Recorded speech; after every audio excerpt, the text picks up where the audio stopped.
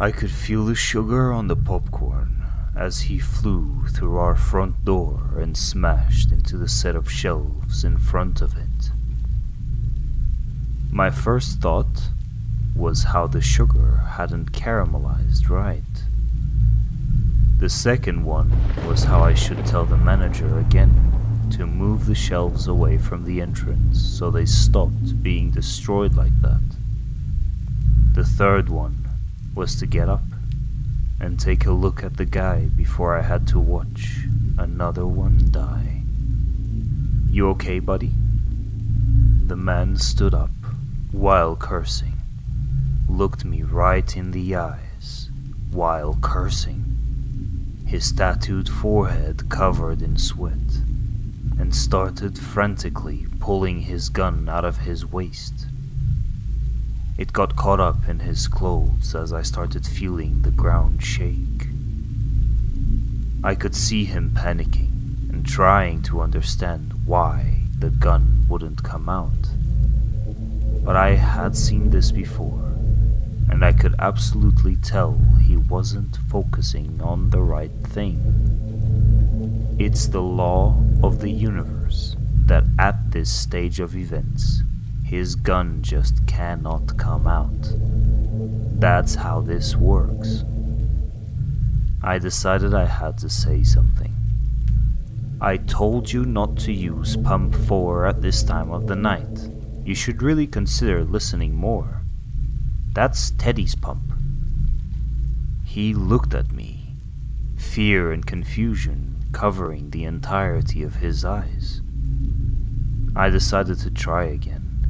One last chance. "Do you have any family you could call right now? I'd lend you my phone, but I kinda need it to pass the time." I heard a "what the hell" coming out of his mouth as a massive shadow came out of the darkness outside and bit him in half, blood spraying all over the Doritos and Pringles section. "Hey Teddy," I waved.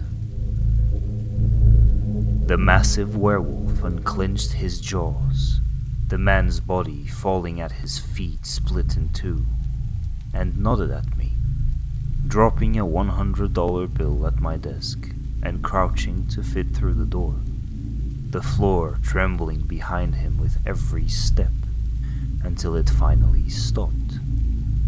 I dropped back on my chair, feeling completely desperate. It was only my third day, and this was my second pool of blood, shit, and guts to clean. I finished my popcorn bag, tidied up my desk, closed the front doors, and hung a "Be Right Back" sign on the door with a litter picker and a black bag in hand, ready to start the cleaning job for the night. That was my third day at work. I know most people reading this would have quit the job by then, especially considering I watched someone being decapitated on my first day. But I can explain. There are two reasons why I'm working this job. The first one is that there are no skills required, and I have none. All you have to do is want to be there. The second one is a health condition. To be very honest, I was kind of done listening when the doctor was halfway through explaining it to me. But the important part that anyone needs to know is that I don't process fear the same way as anybody else. I simply don't feel it. The result is that everything becomes really boring for me. When I applied for this job, the owner called me right away and set up an interview for the same day. He hired me before I even knew what I signed was a contract, and thanked me for taking the first shift solo on the same day. Had I known that I would be entering a very close relationship with the mop, I'd have probably said no. But all in all, I like it here. The first 3 shifts were fine, just the same old deaths and blood kind of thing, but I thought maybe the 6th one might be worth sharing with you. The guy who comes in the morning and deals with all the robberies and shootings thought so, at least. The shift started as normal. My starting time is either 6 or 7 p.m., depending on the days, and those first hours are usually really quiet because people are just getting home and none of my usual customers are around. From around 11:30 p.m. is when my usual crowd arrives. Teddy is the only werewolf I know, and he always wants to use pump 4. He's superstitious like that, and doesn't like anyone using his pump when he arrives. I have some more stories about him if you want to hear them. Then we have CD. He's a vampire, but never says a word, and the only other vampire I know is Count Dracula, so I nicknamed him like that. Also, he seems to like to dance. As long as we have some bags of blood in the back, he doesn't mind what I call him, and his tips are great. There's also Flash. You might know him as the Chupacabra. He reminds me of my dog, Flash, who died about 10 years ago, so I just called him that. There are also a bunch more. I'll tell you their stories if you'd like. For now, I'll stick to this night. These guys showed up as usual, but when 3 a.m. hits, my gas station is always dead. 3 a.m. is the haunting hour, you know. That's when their peak time at work comes around. So I'm used to just kicking back and relaxing. As long as the store is clean and tidy and ready for Jackie, the murderer scarecrow, I'm free to watch my Mr. Creeps videos in peace. That's exactly what I was doing on my 6th shift at the gas station at 3 a.m. when, for the first time, all the lights flickered around for a second or two, and then completely died. I had other customers that did this, other ghosts from around the area, but never at this time, and never unannounced. This was someone new. After the lights went down, the air went freezing cold, and it felt like the whole gas station was transported into another dimension. That's how dark it was. All I had was my phone, playing Mr. Creeps with the images moving around and his creepy voice echoing behind the front desk, and the emergency lights shining over the front door and the bathroom door. I could hear crying in the back of the station, like a strange wailing. Someone was suffering badly. Then, under the bathroom neon sign, a silhouette showed up. She moved slowly, and all I could hear was weeping. I asked out loud if she was alright, or needed help to get anything, but she just kept weeping and moving in my direction, crossing shelves and seemingly talking to me, while I watched all the recently organized shelves fall apart. Not a nice start. To me, this was mostly annoying. I wanted to finish my video. Dying tonight felt slightly annoying and silly. How would I know how that story ended? I called out to her, asked her if she needed food or maybe a new veil. We had plenty in our back storage to offer to ghosts, so why not her? But she didn't seem to care. All she did was talk in Spanish and move towards me, reaching out and crying. I jumped the front desk counter to create some space, ran outside through the front door and into the quiet darkness, and everything made sense only when I stopped to look at her and she crossed under the emergency light at the front door. La Llorona. She finally came. I was wondering when she would. Her face under the veil was a black pit of sadness. Her veil was wet from her cheeks down, and her dress was half rotten, disappearing invisible at her feet. I had watched a video on her that day before coming to work.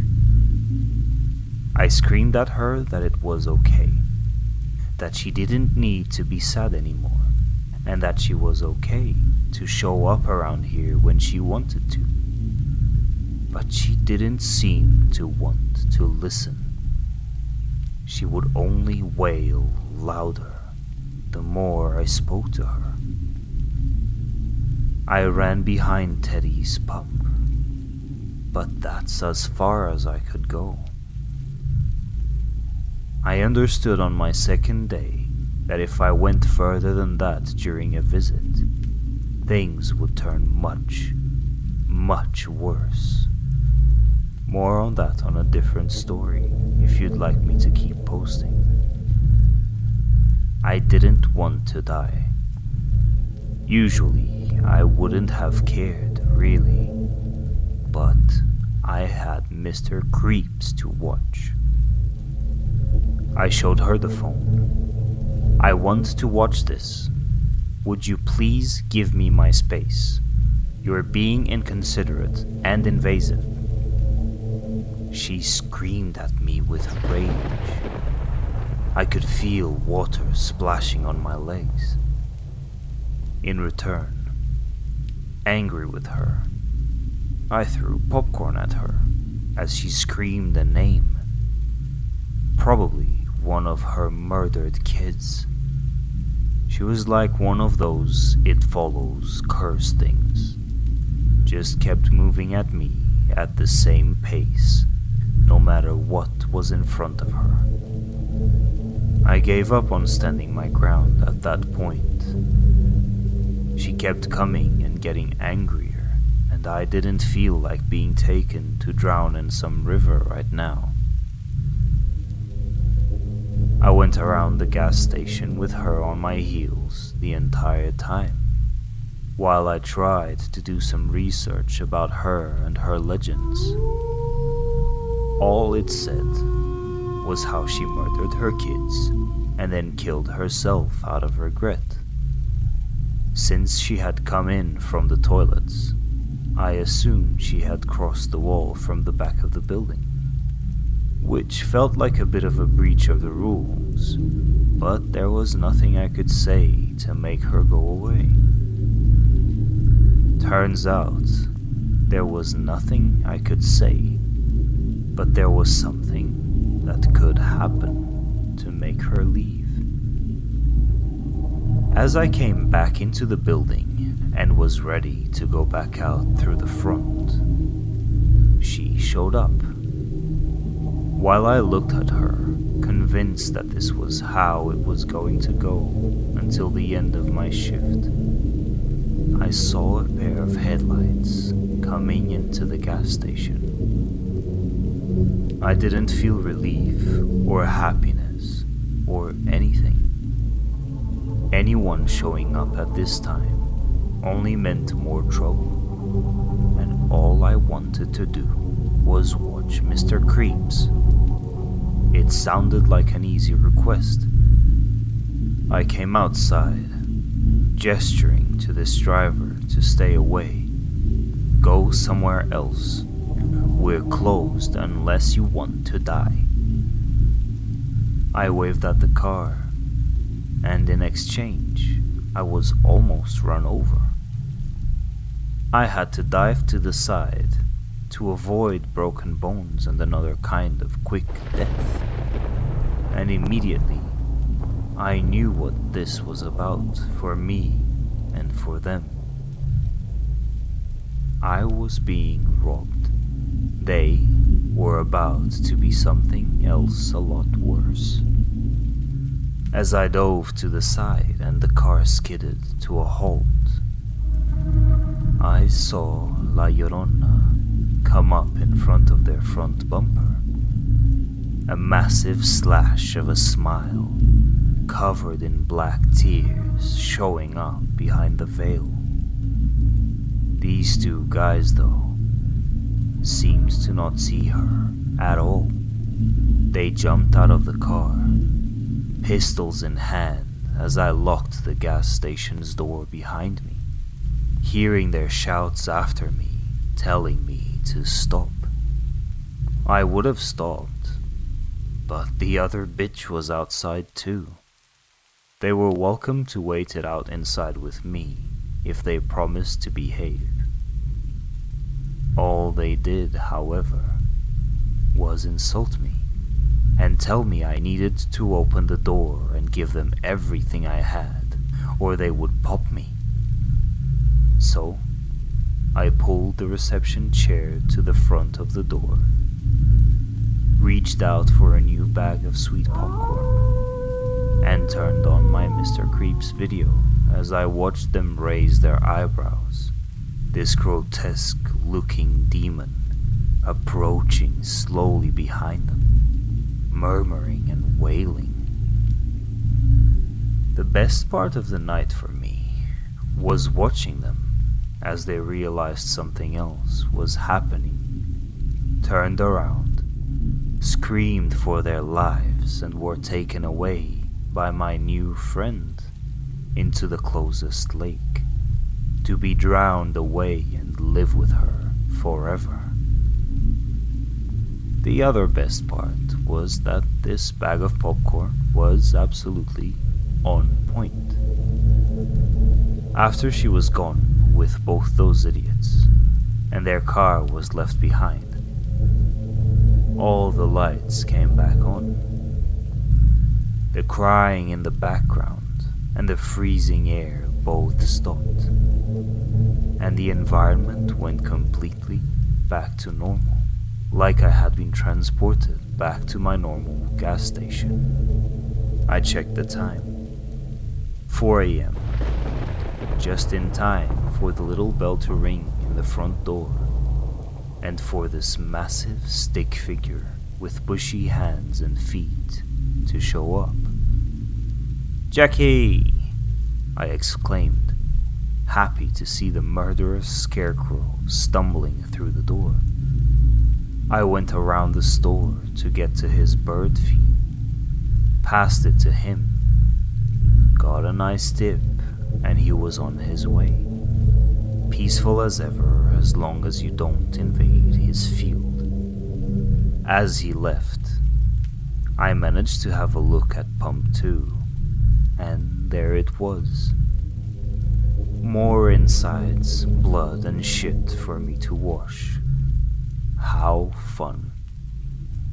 Turns out, La Llorona doesn't drown them. She just carries them away to eventually explode them. Throughout this experience, I realized I needed to know more about her, in case she shows up again. But I couldn't find much. People suspect she was betrayed or left by her husband, and that her name was Mary, or Maria in Spanish. And so, she murdered her 2 sons, but offed herself after, out of regret. and now wanders around looking for her sons. That's mostly what everyone knows anyway. But there is one other thing about her that I can tell you I found out, and it's the reason why she showed up to me that night. This is my finding, and you won't hear this anywhere else, but it just makes sense. La Llorona only shows up to you once you read or hear about her. Since that's what you're doing right now, I guess I should wish you luck. You'll be fine. Just be sure to run if you hear any strange noises tonight, or your lights flicker off. Gotta go. New Mr. Creeps video is out. Later.